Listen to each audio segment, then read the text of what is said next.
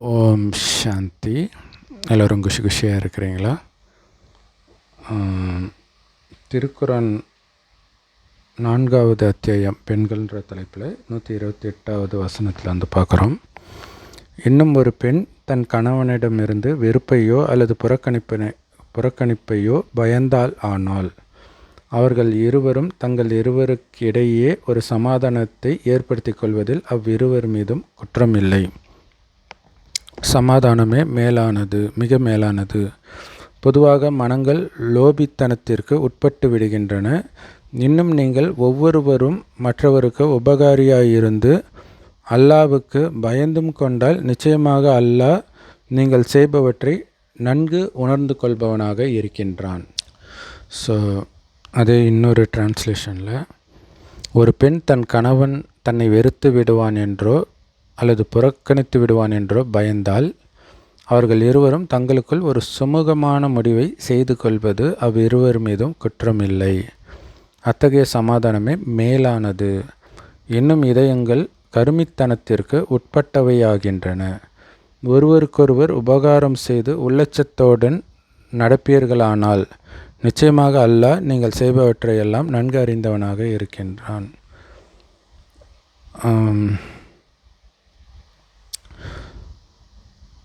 So கணவன் வெறுத்துடுவான், புறக்கணிச்சிடுவான் அப்படின்னு பயந்தால் அவங்களுக்குள்ள ஒரு சுமூகமான முடிவை எடுத்துகிட்டு வர்றது மேலானது, அந்த சமாதானம் மேலானதுன்னு இருக்குது.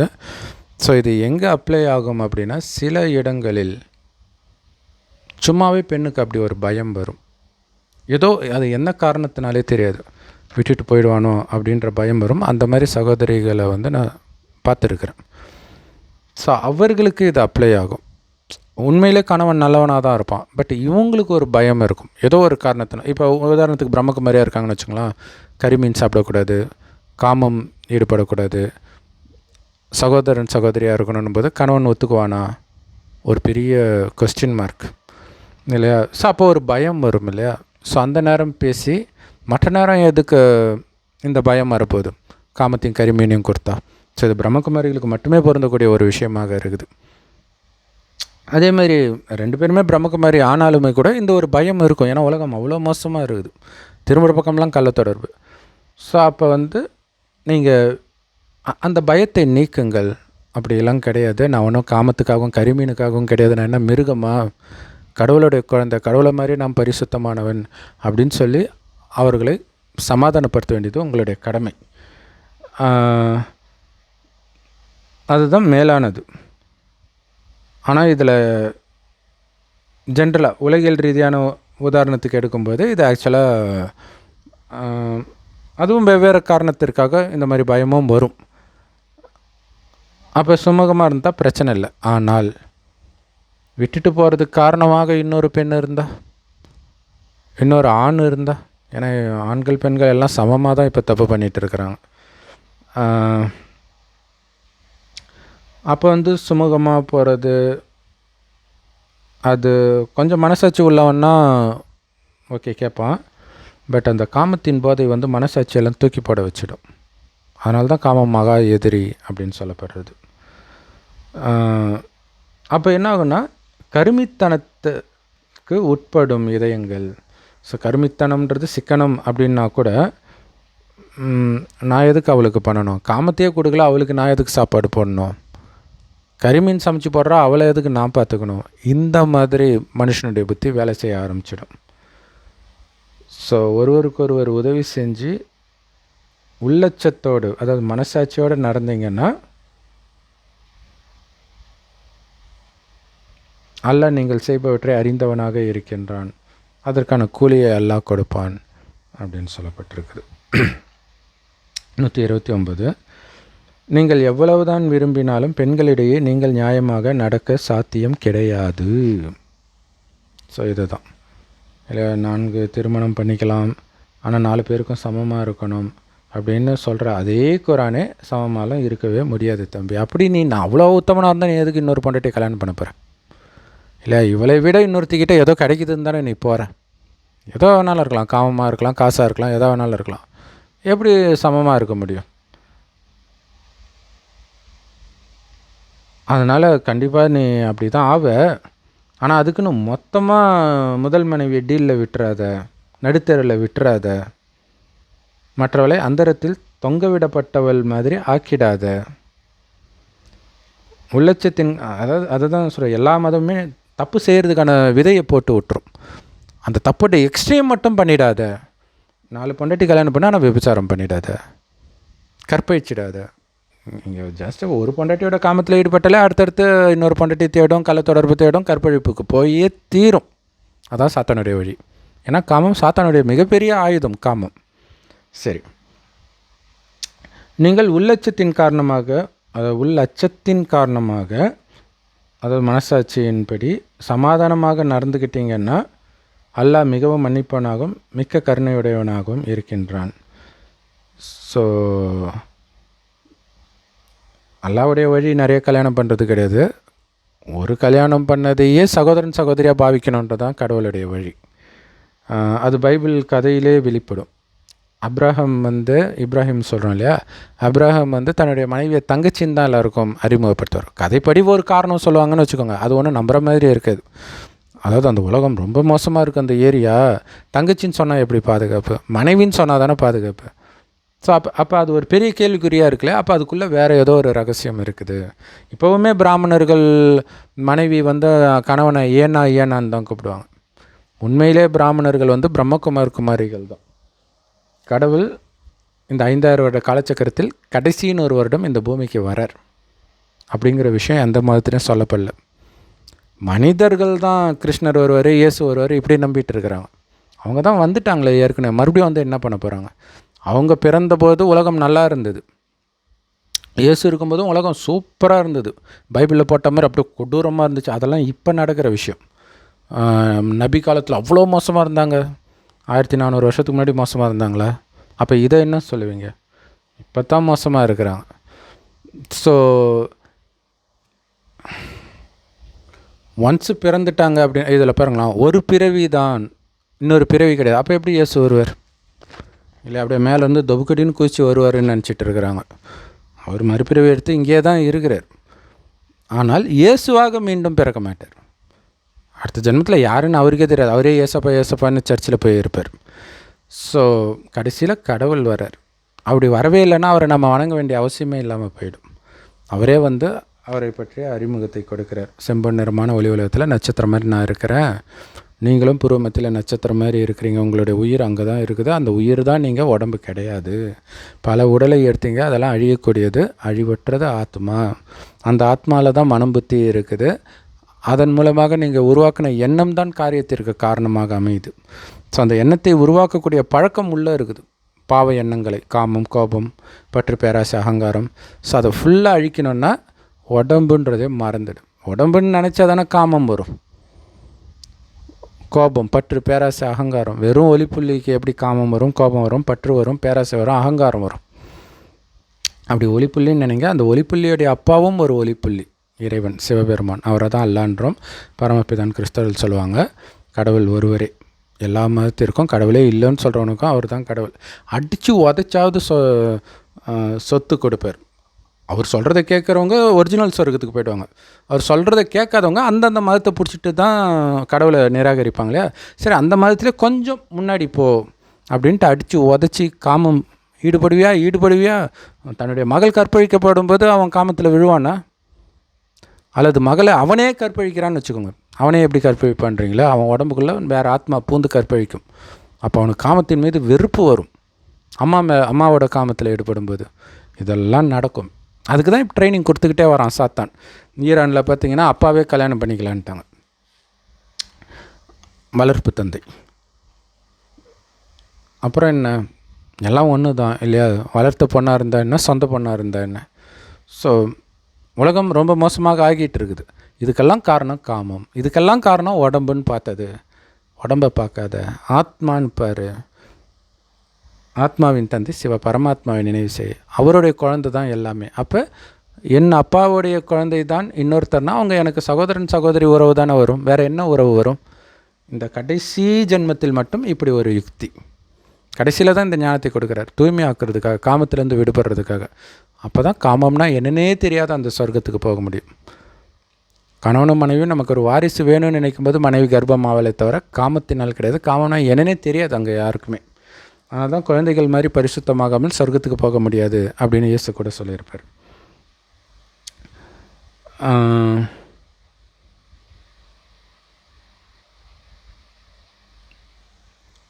சமாதானமாக நடந்துக்கிட்டிங்கன்னா அல்லாஹ் மிகவும் மன்னிப்பவனாகவும் மிகவும் கருணையுடையவனாகவும் இருக்கிறான். ஸோ இங்கே மன்னிக்கிறது அப்படிங்கிறது என்னென்னா, இது வரைக்கும் எல்லாம் காமத்திலே மூழ்கி கடந்தவங்க தான். இப்போ ரொம்ப மோசம். கடவுள் நம்மளை எழுப்பும்போது, இந்த சாக்கடையில் வந்து தூக்கும்போது மன்னிச்சிட்டார். இப்போ நீங்கள் தான் உங்களை மன்னிச்சிக்கணும். ஏன்னா உள்ளுக்குள்ளே அந்த பாவம் செய்கிற குணம் இருக்குது இல்லையா, அந்த குணம் இருக்கிற இடம் தெரியாமல் அழியுங்க. என் நினைவில் இருந்துன்றார். அப்போ கடவுளை எப்படி நினைக்கிறது? எல்லா மதத்தினரும் கடவுளை நினைக்கிறாங்க எப்படின்னே தெரியாமல். கடவுள் எப்படி இருப்பார்னே தெரியாமல் நினைக்கிறாங்க. தெரியாதனால என்ன பண்ணுறாங்க, விதவிதமாக விழுந்து அப்படி இப்படி என்னென்னமோ பேர் சொல்லி இந்த ஊருக்கு போ, அந்த ஊருக்கு போ, வேறு நாட்டுக்கே போ. அப்போ கடவுள் என்ன இங்கேயா இருக்கிறவர் சுற்றி சுற்றி தேடிட்டு இருக்கிறீங்க? அவரே வந்தால் தான் உண்டு. அவர் வரும்போது அதை கண்டுக்கிறதே கிடையாது. இப்போ வரார், வந்துட்டார், வந்து தான் இந்த ஞானத்தை கொடுக்கிறார். ஒரு வயோதிகர் உடல் வந்து, அந்த வயோதிகருக்கு பிரம்மான் பேர் வைக்கிறார். அவரைத்தான் ஆதாம்னு பைபிள் குரானில் சொல்லப்பட்டிருக்குது. ஆதாம் மட்டும்தானே சொர்க்கத்தில் இருந்தார், வேறு யாராவது சொர்க்கத்தில் இருந்தாங்களா? ஆதாமை துரத்தி விட்டாங்க. அதுக்கப்புறம் வரதெல்லாம் நரகம். நரகத்தில் வழிகாட்டுறதுக்காக கடவுள் வர்றார். நரகத்திலேருந்து உங்களை விடுவிச்சு சொர்க்கத்துக்கு அழைச்சிட்டு போகிறதுக்கான வழி பாருப்பா. நரகத்தில் நீ பண்ணிகிட்டு இருக்கிறது எல்லாம் பாவம் தான், அதனால தான் நரகத்தில் மாட்டிக்கிட்டு இருக்கிற. காமம், கோபம், கரிமீன் எல்லாத்தையும் விடு.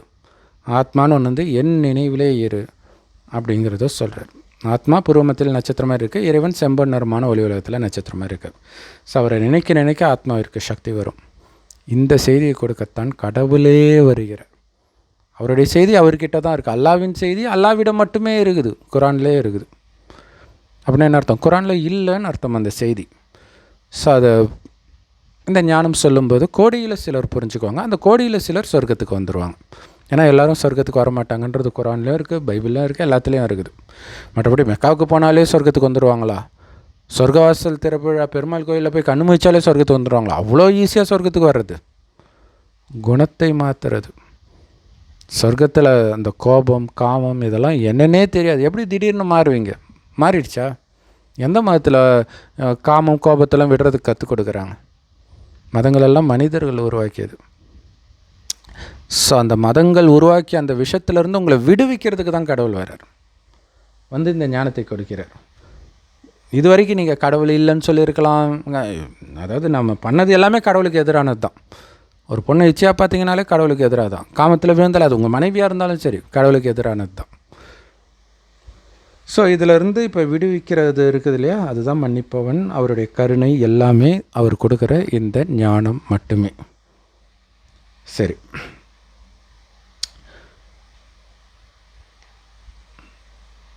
அதாவது 4 மனைவி இருந்தால் நியாயமாக நடக்க முடியாது அப்படின்றாங்க. 4 மனைவி இல்லை, ஒரு மனைவி இருந்தாலே உங்களால் நியாயமாக நடக்க முடியாது. மனைவி கிட்ட இல்லை, அந்த மனைவியின் மயக்கத்தில் உங்கள் அப்பா அம்மாவே நீங்கள் நடுத்தெருவில் விட்டுருவீங்க, அல்லது உங்கள் கூட பிறந்தவங்களோட சண்டையில் நிற்பீங்க. ஏன்னா அந்த காமம் அப்படி பண்ணும். அதுக்கு காரணம் மனைவி இல்லை, காமம். காமம் வந்துடுச்சு இப்போ ஆணுக்கும் பெண்ணுக்கும் கடந்த 2500 வருடமாக. ஏன்னா அப்போ தான் இந்த பூமி நரகமாக இருக்குது. காரணம் உடல் உணர்வில் வந்துட்டாங்க. இப்போ அதில் அந்த காமத்தை வெல்லணும்னா ஆத்மானு வந்து பரமாத்மாவை நினைவு செய்யுங்க. அதனால்தான் அதுதான் கடவுளுடைய தொழில். ஸோ சிவனுடைய கதையில் இருக்கும், சிவன் தவம் பண்ணும்போது மன்மதை நம்ப விடுறான் காம உணர்வை தோன்றதுக்காக சிவனுக்கு. அவர் கண்ணை நெற்றி கண்ணை திறந்தோடனே மன்மதன் எரிஞ்சு சாம்பல் ஆகிட்டான். ஸோ கடவுளுக்கு காம உணர்வுலாம் வராது, அவருக்கு உடம்பே கிடையாது. ஸோ கதையில் அப்படி காட்டியிருக்கிறாங்க, ஏதோ நிஜத்தில் நடந்தது கிடையாது எந்த மதத்தின் விஷயமுமே. ஆனால் அதில் ரகசியம் இருக்குது. அந்த ரகசியத்தை தான் நம்ம சொல்லிகிட்ருக்குறோம். அங்கே ரகசியம் என்னென்னா, இறைவன் தான் நெற்றிக்கண்ணை நமக்கு கொடுக்குறார். நெற்றிக்கண்ணா என்ன அர்த்தம்? நெற்றியில் என்ன இருக்குது? ஆத்மா தான் இருக்குது. நீ ஆத்மான்ற ஞானத்தை கொடுக்குறார் இல்லையா, அந்த ஞானக்கண்ணு தான் 3வது கண்ணுன்னு சொல்கிறது. அந்த ஞானத்தினால் பார்க்குறீங்கன்னா அழகான பெண்ணை எதிர தெரியாது, பூர்வமத்தியில் இருக்கிற அந்த ஆத்மா தான் தெரியும். உடம்பை பார்த்தா தானே காமம் வரும், ஒய்ப்புள்ளியை பார்த்தா எப்படி காமம் வரும்? ஸோ அதுதான் அர்ஜுனனுக்கு அம்பு போட்டி விடும்போது எல்லோரும் எனக்கு மரம் தெரியுது, செடி தெரியுது, கொடி தெரியுது, நீங்களாம் தெரியுறீங்க இப்படிலாம் சொல்லுவாங்க. அர்ஜுனன் வந்து எனக்கு அந்த புறாவுடைய கண்ணின் மணி மட்டுமே, அந்த சின்ன புள்ளி தான் தெரியுதுன்னு. ஆத்மா மட்டும் கண்ணுக்கு தெரியுதுன்றது தான் அதோடைய அர்த்தம். ஆனால் அந்த கதையை படுத்தா நமக்கு அது தெரியுதா? தெரியல. அதே மாதிரி தான் எந்த மதத்துலையுமே தானே தெரியாது. இறைவனுடைய ஞானத்தை படிச்சுட்டு மற்ற மதத்தை பார்க்கும்போது ஆஹா இதைத்தான் இப்படி சொல்லியிருக்கிறாங்களோ அப்படின்ட்டு நாம் அதுக்கு விளக்கம் சொல்லுவோம். சொர்க்கத்தில் தேவதையாக இருந்தாங்கன்னா டக்குன்னு புரியும், மற்றவர்களுக்கு புரியாது. சரி, அதனால தான் மெயினாக இதை வாதம் பண்ணுங்கள். வாதம் அவங்களுக்கு புரியாதுன்னு நல்லாவே தெரியுது, அப்புறம் என்ன வாதம் பண்ணுறது? புரிஞ்சிருந்தால் அவங்க ஏன் வாதம் பண்ண போகிறாங்க? ஞானத்தை எடுத்துகிட்டு பிரம்மகுமாரி ஆகிட போகிறாங்க. வாதம் பண்ணிடலாம், டைம் தான் வேஸ்ட் ஆகும். அதுவும் நான் புத்திசாலின்னு காட்டிக்கிறத மாதிரி முட்டாள்தனம் எதுவுமே கிடையாது. கடவுளை தவிர எவனும் புத்திசாலி கிடையாது. அந்த கடவுளுடைய வழிபடி நீங்கள் எப்போ புத்திசாலியாக ஞானியாக ஆகுறீங்கன்னா இந்த உடலை விட்டு பிரியும்போது அதாவது உடல்ன்ற உணர்வே முற்றிலும் மறக்கும்போது, அந்த நிலை அடையும் போது ஆத்மா உடலை விட்டு வெளியே வந்துடும். அப்போ என்ன அர்த்தம்? இந்த உடம்புல இருக்கிற வரைக்கும் எவனும் புத்திசாலி கிடையாது. சரி, 130. அவர்கள் இருவரும் பிரிந்து விட்டால், கணவன் மனைவி பிரிஞ்சிட்டாங்கன்னா இருவரையும் தன்னுடைய விசாலமான அருட்கொடையால் தேவையற்றவராக அல்லாஹ் ஆக்கி விடுவான். அல்லாஹ் விசாலமான அருளுடையவனாகவும் ஞானமுடையவனாகவும் இருக்கிறான். பாருங்களா, 4 பொண்டாட்டி கல்யாணம் பண்ணிக்கலாம் அப்படின்னு குரான் சொல்லுதுன்னுவாங்க. ஆனால் இங்கே ஒரு கணவன் மனைவி பிரிந்தால் அவங்களுக்கு உதவி செய்கிறார் கடவுள். அப்போ கடவுள் என்ன பண்ணுறாருன்றது புரியுது அவங்களுக்கு இல்லையா? ஸோ நம்ம உலகியல் ரீதியாக புரிஞ்சுக்கும், அப்படி கிடையாது. என்ன டைவர்ஸ் பண்ணுறவங்களுக்கு கடவுள் உதவி செய்கிறாரு, அந்த அர்த்தம் கிடையாது. அவங்க பிரிஞ்சிட்டாங்க அப்படிங்கிறதுடைய அர்த்தம் என்னென்னா கணவன் மனைவியாக பிரிஞ்சிட்டாங்க, ஒரே வீட்டில் தான் இருப்பாங்க, கணவன் மனைவி கிடையாது. இனி சகோதரன் சகோதரி இரண்டுடைய ஞானம் கிடைச்சோடனே. ஸோ அதுதான் நான் குடும்பத்தை பிரிப்பதற்காகவே வருகிறேன்ட்டு இயேசு சொல்லியிருப்பார். ஸோ அதோடைய அர்த்தம் எல்லாம் கணவன் மனைவி உறவை உடைத்து சகோதரன் சகோதரியாக மாற்றுறது. அப்போ தன்னுடைய விசாலமான அருட்கொடையால் தேவையற்றவராக அல்லாஹ் ஆக்கி விடுவான். தேவையற்றவர் அப்படின்னா என்ன அர்த்தம்? அப்படின்னா யாருக்கு தேவைப்படும், எனக்கு இது வேணும் அது வேணும் அப்படின்ற எண்ணம் வச்சிட்டாலே அவனை வந்து திருப்திப்படுத்தவே முடியாது. நீங்கள் எல்லாத்தையும் கொடுத்தாலும் இல்லை எனக்கு இன்னும் வேணும் அதுவும் வேணும், அவன் மனசை திருப்தியே அடையாது. இப்போ தேவையற்றவனா மனதை நிரப்பி வைக்கிறார் இல்லையா? முதல் விஷயமே அந்த காமத்தையே தூக்கி கடாசுறது. காமத்தையே தூக்கி கடாசிட்டு இறைவனை கணவன் ஸ்தானத்தில் வைக்கிறது. ஏன்னா ஒரு பெண்ணுக்கு கணவன் தான் உலகமே இல்லையா? ஸோ அந்த மாதிரி கடவுளே நமக்கு உலகமாக இருக்கிறது. அப்படி இருக்கும்போது என்னாகும்? இறைவன் எனக்கு போதும், அல்லாஹ் போதுமானவன்ட்டு குரானில் இருக்கும். அதே அந்த அர்த்தத்தில் தான். ஸோ அப்படியே அவரை தவிர எனக்கு அது யாரும் தேவையில்லைன்னு போது அப்படி ஒரு ஆனந்தம். யாரும் தேவையில்லைன்னா வெறுக்கிறதுன்னு அர்த்தம் கிடையாது. என்னுடையவர் அவர் மட்டுமே. மற்றவர்களை நம்பி என்னுடைய அன்போ அமைதியோ ஆனந்தமோ இருக்காது. அது எனக்குள்ளேயே இருக்குது, என் அப்பா கிட்டேருந்து எனக்கு கிடைக்கிது. அல்லாஹ் விசாலமான அருளுடையவனாகவும் ஞானமுடையவனாகவும் இருக்கிறான். அந்த ஞானத்தை தான் கொடுக்கிறார் இல்லையா? அவர் அருள் எல்லாமே அந்த ஞானம் தான், வேறு ஒன்றும் கிடையாது. அந்த ஞானத்தை தான் நாமளும் இப்போ சொல்லிகிட்டு இருக்கிறோம். Okay, Om Shanti. Thanks for வாட்சிங். ஸோ இறைவனுடைய ஞானம் எல்லா பிரம்மகுமாரிகள் ராஜயோக தியான நிலையத்திலும் முற்றிலும் இலவசமாக கிடைக்குது. யூடியூப் வெப்சைட்ஸில் இருக்குது. அதோடைய லிங்க் இந்த வீடியோக்கு டிஸ்கிரிப்ஷனில் கொடுக்குறோம். அவசியம் பார்த்து பயன்பெறுங்கள். ஓம் சாந்தி.